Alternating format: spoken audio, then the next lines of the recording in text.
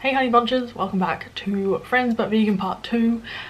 If you are like, what the heck are you talking about? Because you thought you clicked on a video which was just sharing some recipes veganized from Friends the TV show, you have, but this is actually part 2 to part 1, which is part of a bigger series of But Vegans where I veganize recipes from films and TVs that resonate with me and I want to talk about. So part 1 has like a film essay and some more recipes, and Friends being such a chunky long sitcom running over 10 seasons, all those episodes there's a lot of material, so I've made 3 more recipes in this video. I hope you enjoy. So yes, that's what this video is about. Thank you for clicking on it and I hope you enjoy.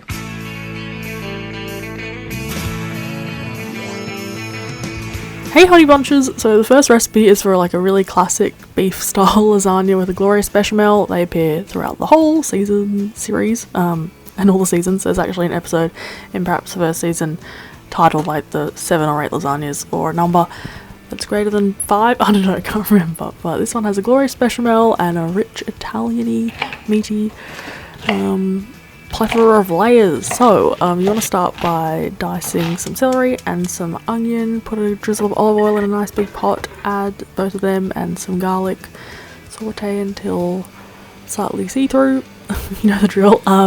Add some mushrooms and cook them down. Now for the mince, I use this one. I've never tried it before making this sauce, and look, it looks glorious, but this stuff just melted down. It was really quite odd. It didn't like brown up, it just sort of melted, but it recovered and it could be disguised in the sauce and it still tasted good. I know, what even is that? Ooh, so I would recommend like the Gardein crumbles, or I think Linda McCartney have a mince, you know, one that would hold its shape more. Anyway, to it add some passata, Bailey's, red wine, beef stock cube, that's a faux one, dried Italian herb mix, some dried thyme, some maple syrup, and some vegan Worcestershire sauce, Worcestershire, whatever you want to say. Then to make the bechamel, saute a little bit of onion and some garlic. It's all about adding flavour to it because, well, we're not adding like dairy, which is generally, I don't know, people are used to that. So add some butter, then some flour, gluten-free or not, and then add unsweetened soy milk in increments, you know, mixing thoroughly between each, and it will thicken to, it will seem a bit runny, but I promise it's a fine consistency because you don't want it to be too firm.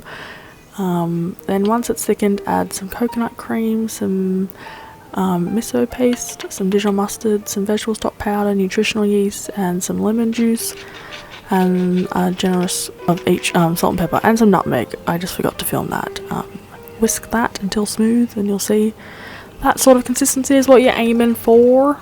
And then after the sauce has simmered for a long while, I mean, this looks super runny because the mince just disappeared, but yeah, I'm sure you'll use a crumble version, and look, at this still tasted great, so not complaining. I layered that between noodles, lasagna sheets, and I put a layer of spinach in there too, and then I put like 90% of the bechamel on top with some vegan parmesan, and that created one epic top to this. I mean, vegan cheese is a bit hit and miss.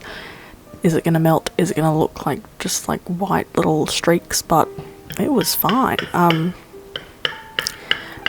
If you've cut lasagnas before, you'll know that they appear super runny when they've just come out of the oven, but when you've like refrigerated them or like they've cooled down completely and then you reheat them, they like cut super neatly. So mine did that, even though it looks like quite liquidy.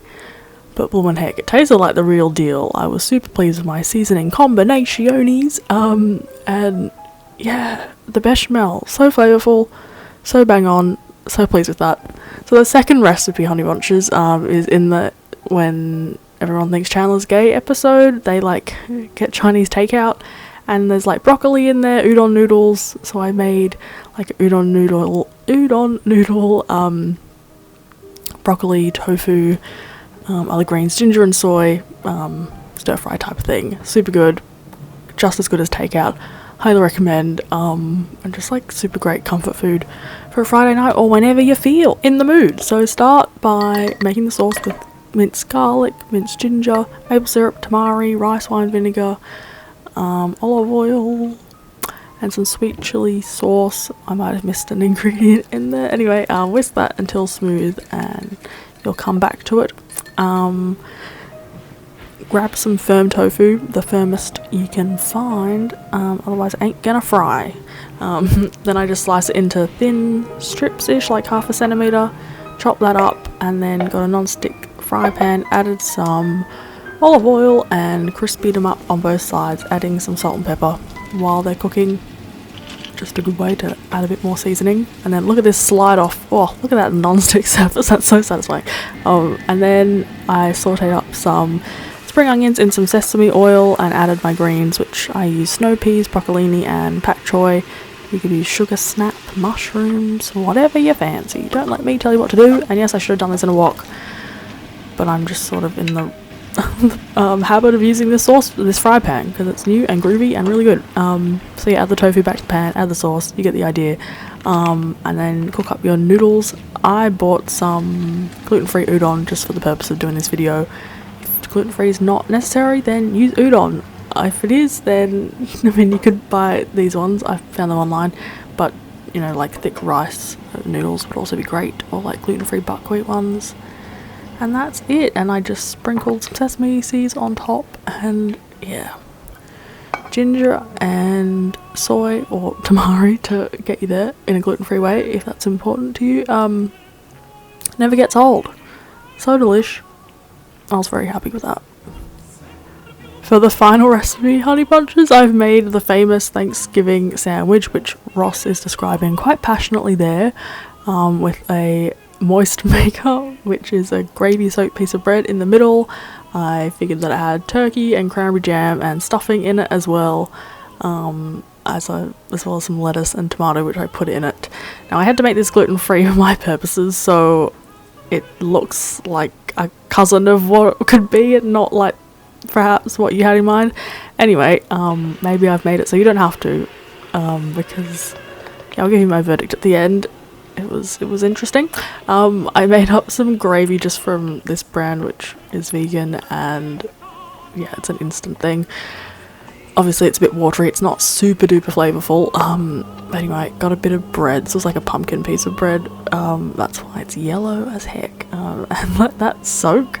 It went very soft. And then like mock meat, especially turkey, or tofurkey, is made out of like wheat, so I used a chicken burger, which chicken's close to turkey, so we can just put that together. And then for the stuffing, I made the Minimalist Baker, like simple stuffing recipe, and I wouldn't recommend that. Like that's pretty much just bread in like with a few lentils and a bit of bread and sage, and then you've got like the soaked piece of bread, so it's kind of like a lot of bread in a sandwich. Yeah, sort of like a burger.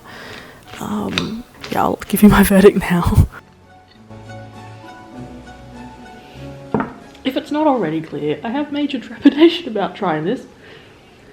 I think the gravy soaked bread's gone cold, and who knows what the stuffing tastes like because I haven't tried that yet. But it kind of looks like bread in 10 forms, this sandwich. But anyway, I'm sure it'll be delish.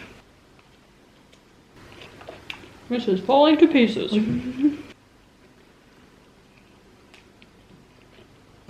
Okay, here's the thing.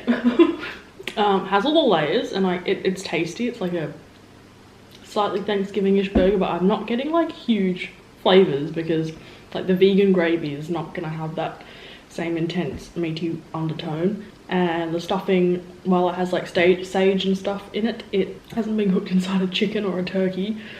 So I think I've made it so you don't have to. It's still nice, but I'm giving it a 5 out of 10. Sorry, Ross. Yeah. Thank you for watching Honeybunches.